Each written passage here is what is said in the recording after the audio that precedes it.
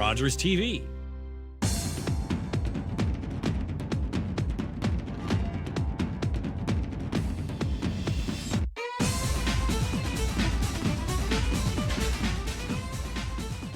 Hey, it's Lori Lydia. Welcome to Out of the Fog. Tonight we have with us Lacey Pike with a little cup of tea, and then we have a few people strolling in from the East Coast Trail Association to talk about their upcoming event. You won't want to miss this. Stay tuned.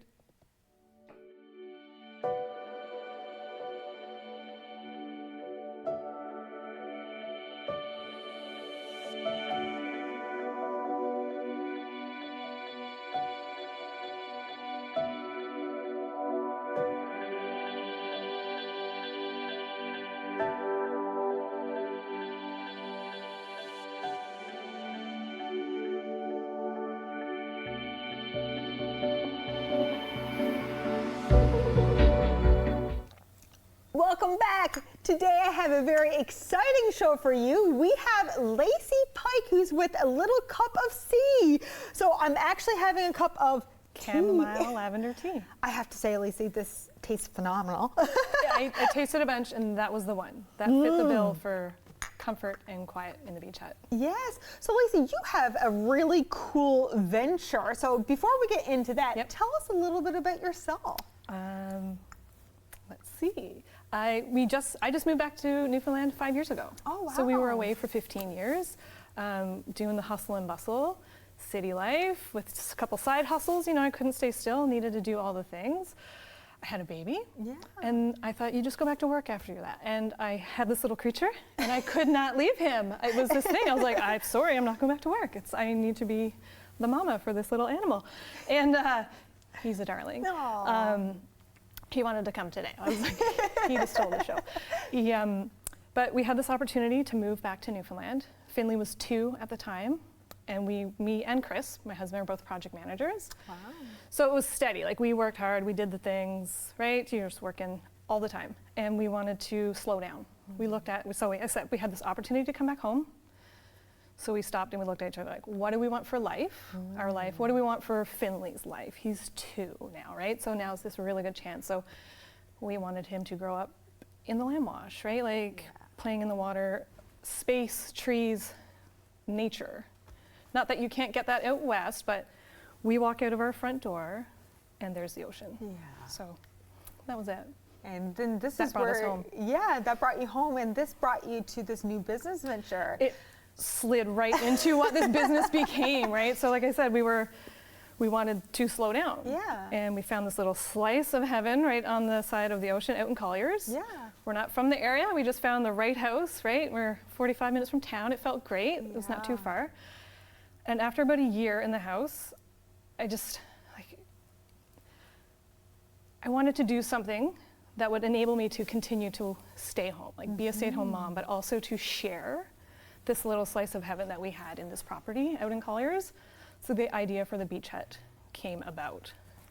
Wow, and that's incredible. And so did you build it yourself? Did you do all the amenities? We did. So we broke ground. It was during COVID also. Wow. Yep.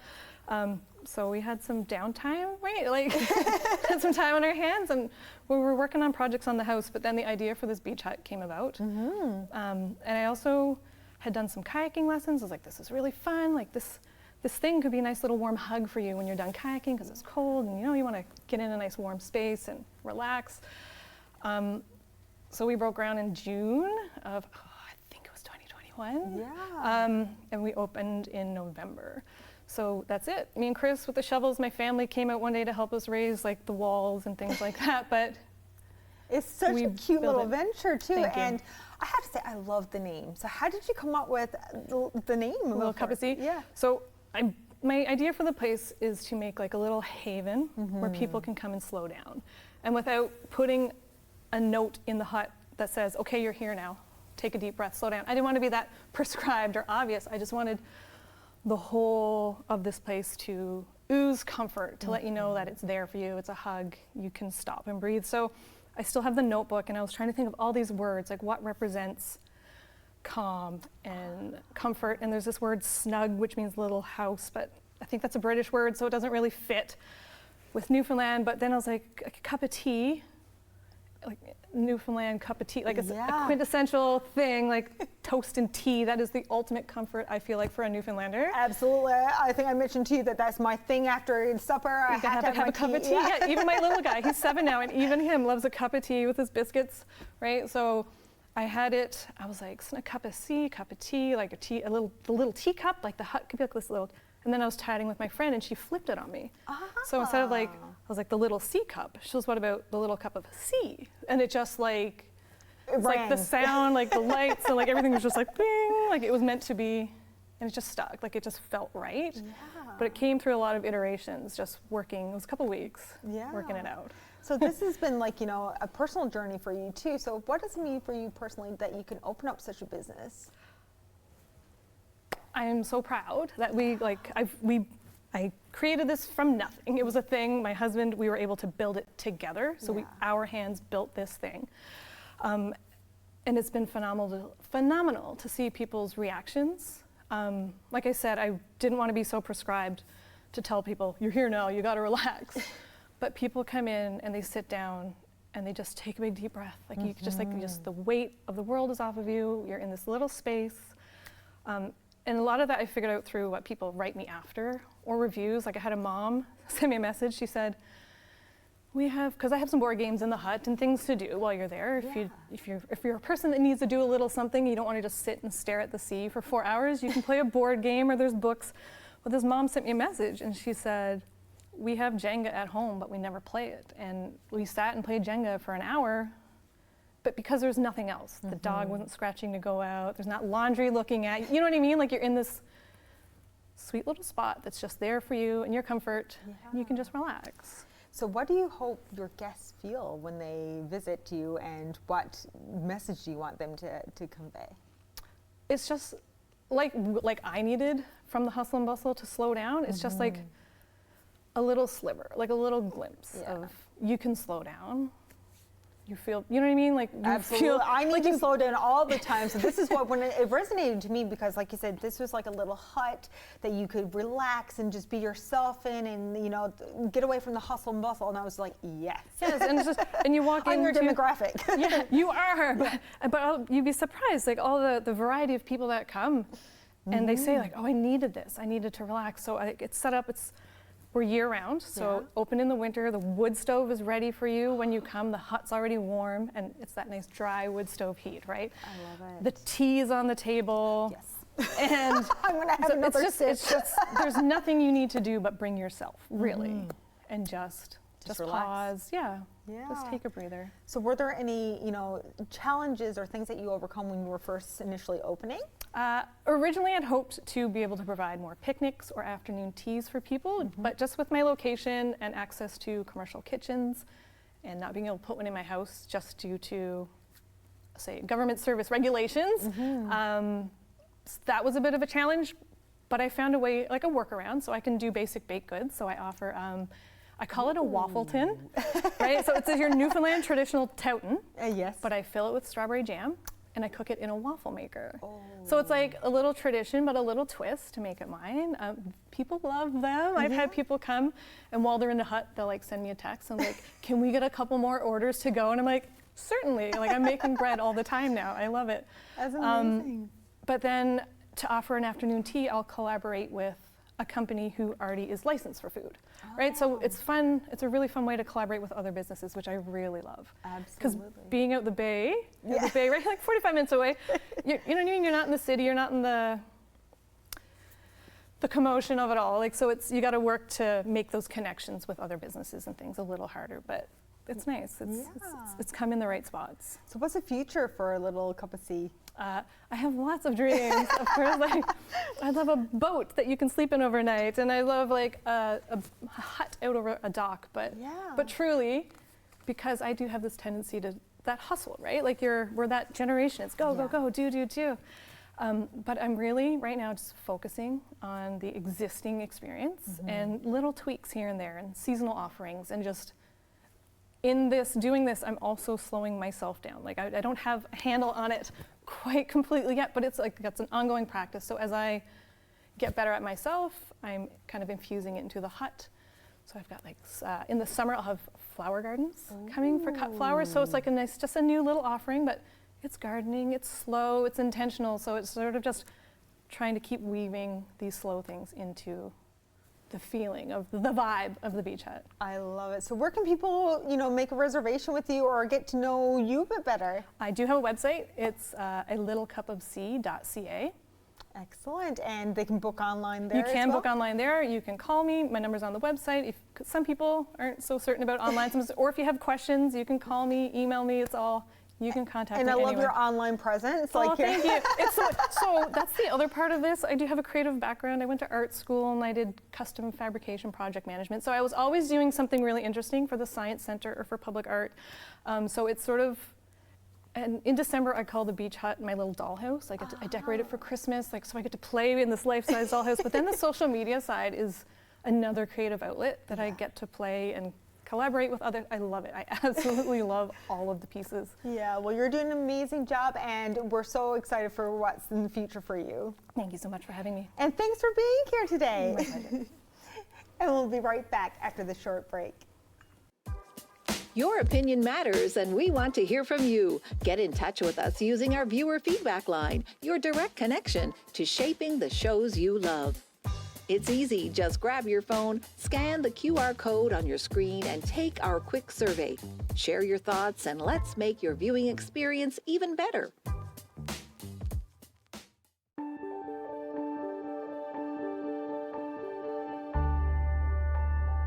You're watching Rogers TV St. John's.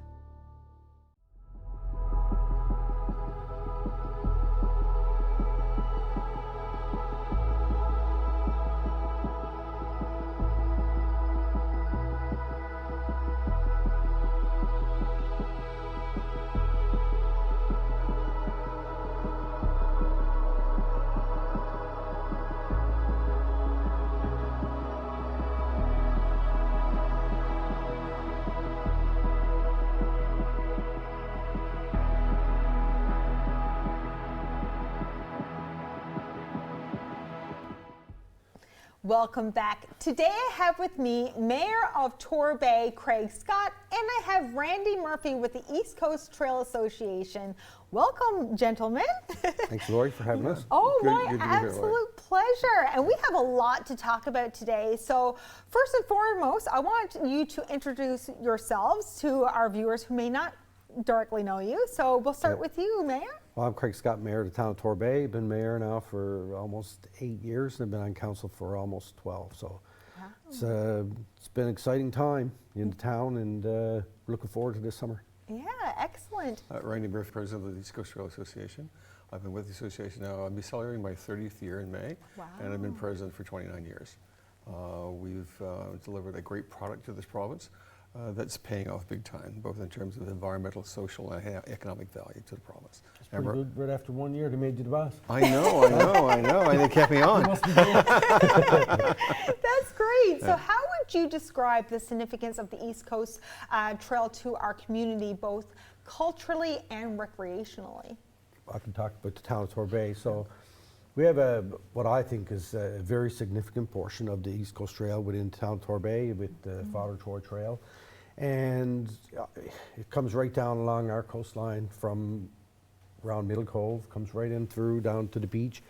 And we've actually tried to enhance the experience for walkers by adding some of our own items to it. So a couple of years ago, we added a new monument down there to Captain William or Colonel William Amherst, who landed his troops in Torbay to take back St. John's for the French back in 1867 or something like that. I'm not sure on the date, but we put that there, and we made the trail accessible up to that point. We just finished that last year. We added another branch to the trail coming down from Woodfine Falls, and so not only is it that the people can take the East Coast Trail, which is beautiful, and now they can branch off to our little sections, and we added a performance stage at the beach 2 years ago. So now when people are walking the trail on Sundays or whatever evening it might be, they might come across some performers there playing music, and so there's There's a lot to it when you go out for a walk that you might never realize that you were going to experience, I think, when you went through there. So it's an important draw for us. It's a economic development tool that everybody talks about economic development. And it brings people into the town, and I know that our businesses are trying to take advantage of that and let people know when you're on the East Coast Trail, you can come here, you can go to our new tap house for a beer, you can go to Lorene's for a sandwich. You know, there's a lot of things that you can do. Yeah. The whole idea behind the East Coast Trail basically was looking for something in the face of the cod moratorium that would help basically stimulate the economies of rural communities. Okay. So we've delivered basically 336 kilometers of trail from Topsail Beach all the way down to Cappahayden, traveling through 24 communities. Wow. And we always basically differentiated ourselves from different trails in the marketplace based on raw natural beauty, culture, rich history, communities, and basically genuine people, and engaging those people and involved in the communities along the way. And the exciting thing we get back from our hikers from all over the world basically is how much they not only enjoy the trail, but how much they enjoy engaging with the people in the community and partaking in their life while they're there. Okay, so it's paying off big time. Okay. Seems like it's a great collaboration between the town and yourself as well. So seems like this is a great, you know. If the trail is going to work and be successful long term, the communities along the trail have to have an integral part in the role of and the upkeep and the value and keeping it in place for future generations. Right. So every year in our budget, we allocate some money for the East Coast Trail to be used to support the trail and the efforts of the volunteers. Besides the Trailraiser, which we're going to be hosting in Torbay this year, and which we're really looking forward to, it's important for the towns, as Randy mentioned, that are availing of having this trail within your community, that you really need to take. You don't own it, but you have to take ownership of it, right? You have to be a participant. You have to be there to support the volunteers, and I think that's another thing that Randy's going to talk about. Yeah. The East Coast Trail wouldn't exist without volunteers and people to keep it up. So it's important for our town in particular. We have a nice stretch of trail through our town that we provide support that's needed, whether it's financial or other types of support, to make sure that it continues to be successful. And one of the things we're introducing this year, just to get it started, and we're hoping to have a really good community participation over the next 6 years, is that we're introducing the Community Challenge. And Mayor Scott and the council are leading that challenge and reaching out to the other 24 communities, encouraging them to participate, fundraise for the trail, and come to Torbay to hike on June 7th. Wow. So this is an exciting year. It's the first year. We'll see how it goes, but we'll get better at it basically for starting next year and all the next 6 years. Hopefully by 2031, we'll have every community involved actively in the trail. Wow. Okay? That's the hope. Okay. Right. So the exciting part about that is this is the first year that we're going to do the Community Challenge. Yep. So no matter how it works out, we're going to be the best at it so far. Yes. Exactly. Best ever. I love that enthusiasm. That is amazing. Yeah. So you actually brought up the Trailraiser hike that's coming up. So tell us a little bit more about that. Well, this is the Trailraiser is our annual community fundraiser, and basically it's our 24th year this year. Wow. Big so milestone. 24th year, 24 communities. Okay. Oh, that is so nice. Exactly. So our objective is to raise $100,000. We've been successful in raising it over the last 5 to 6 years. So we feel fairly confident that we'll reach our goal, but we're working hard to make sure we do. And we're offering basically a series of 8 hikes for people. Oh, wow. Basically sort of just 2 family hikes, anywhere from 3 to 8 kilometers long. There's moderate hikes and there's some power hikes. We have an overnight hike scheduled for Friday and Saturday. And we have a trail run which may become a trail race as well. Okay, so lots of variety for people to participate in, and we're encouraging everybody basically to reach out to their friends and family and coworkers, form teams, register for the event, begin fundraising now, and basically help us reach our goal of $100,000. Every dollar counts, and the money basically will go into basically trail maintenance and operations. And it's a critical funding requirement for us because we're really good at getting money from, say, the federal and provincial government, but it comes for trail development and major upgrades. They don't provide money for maintenance and operations. Right. So these fundraisers are critical, and with the help of Torbay and the other towns, we're doing pretty good, and we need to get better every year. so that we basically raise as much money as we need to do a great job of maintaining that trail. Yeah, and every year in the Trail Raiser, we do have a team from Torbay, our Coyotes, Yeah, that Coyotes, have been amazing Yeah. fundraisers throughout the years. And where's the camera? So I can send out my challenge now to anybody that's going to be watching this. Get your team together, get ready to come down to Torbay on June 7th for our annual Trail Raiser.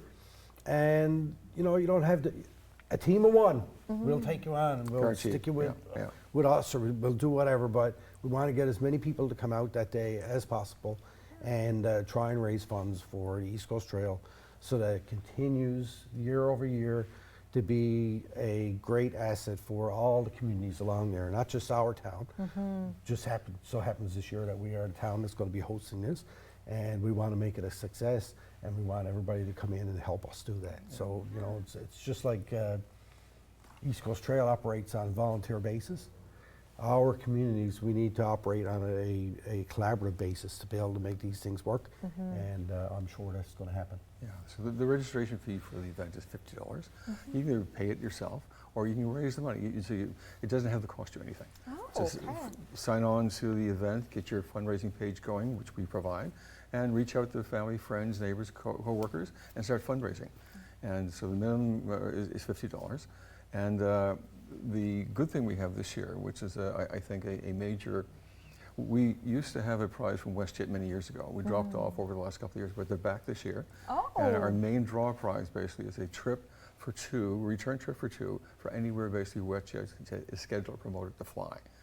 Okay, and so that's, and for every $50 you raise, you get an entry point into the draw prize for that. Okay, so if you raise $50 one, if you raise $2,000, it's 40.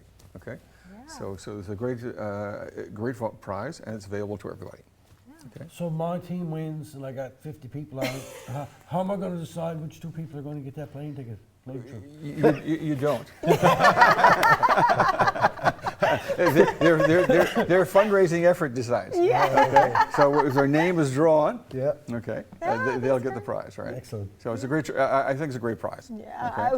it's an amazing prize. Plus, beyond that, we have fundraising prize for the top 3 individual fundraisers, and fundraising prizes for the top 3 team fundraisers. Right, Okay? and I think that just to make sure, I don't want to scare anybody away, you don't have to be involved in that whole competition because there's 2 categories for your team.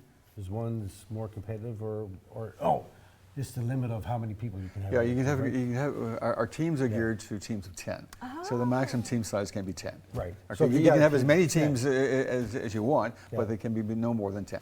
But if you have a team of 15, Yeah. you can still participate and raise money and do all that thing, but you won't be eligible. For No, win for the prize. exactly, and that's informed up front. Okay, so everybody knows that. But don't let that stop you. No, I mean, it sounds no, amazing, yeah, actually. yeah. So, you know, how can the community get involved, whether through donations or volunteering with you?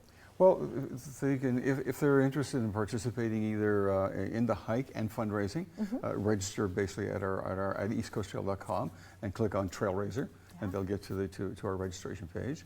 And like I said, it's $50 to register, but they don't have to pay it up front. They can raise it, and then form a team and actively start basically promoting it within their families and communities and neighbors to engage themselves in contributing to their team or forming a team themselves in fundraising. From a volunteer perspective, we'll require anywhere from probably 60 to 70 volunteers to support the event on the day. And there's volunteers for inside operations and volunteers for outside. Outside basically is we need trail monitors, first aiders, traffic monitors, and people like that to manage the flow of hikers along the coast and through the community safely. Okay. Inside, basically, we need people to support registration, set up for the hiker lunch, the entertainment, the official ceremony, and things along those lines. Plus, we have people who are managing our parking lots and managing busing, okay, to move hikers from registration to the trailheads and things along those lines. So lots of opportunity to volunteer or participate. And even if you volunteer, you still can fundraise. Okay. So over the next, from now until the Trail Raiser, we will, as a town, we'll be promoting the East Coast Trail Raiser. We'll have the link to East Coast Trail for people to be able to create their team, do their donations, whatever it is they want to do. So we're going to work with the East Coast Trail, and we will work with them to do all that stuff because we have some expertise within our town in communications and that type thing. So Mayor, are you participating this year? My plan is to, yes, but I just got a thing come up on my phone this morning about He's busy that day. No, I have an FCM that I have to go to, but I'm hoping that it's not going to be at that same time. I'm pretty sure it isn't, but I will be there. I try and participate in everything in the town. I make a point of it actually to go out because I think that's an important part of my role as being mayor or being a member of council is to have a presence in our community whenever there's anything going on, no matter what it is. And if I can only even pop in for 5 or 10 minutes and show my support, then I'm always ready to do that. That's great. And so where can people learn more or register with you? Come to the eastcoasttrail.com, our website. As soon as you come to the front page, there's information there on Trailraiser. Click on the link. It takes you to our registration page, and it's all explained there. Oh, excellent. Well, we wish you all the best and the success, and we hope that you get over your target this year. All right, Well, excellent. thank you very much. I really appreciate it. Yes, thanks so much for being here today. So come up for the hike and come up for the party. Because the gathering at midday, it's a hiker lunch and song and dance and a lot of fun. Ooh, sounds lots of fun, guys. Come down yourself. I will certainly do that. Thank you. And we'll be right back after this short break.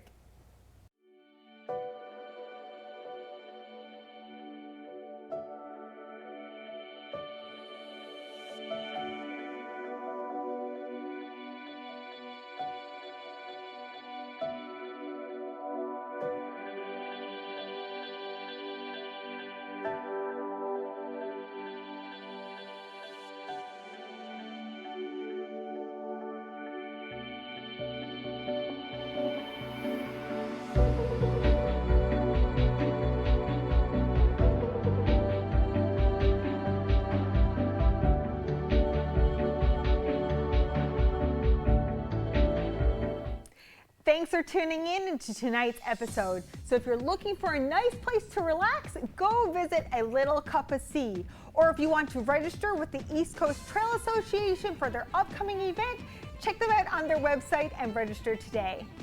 Until next time, much love.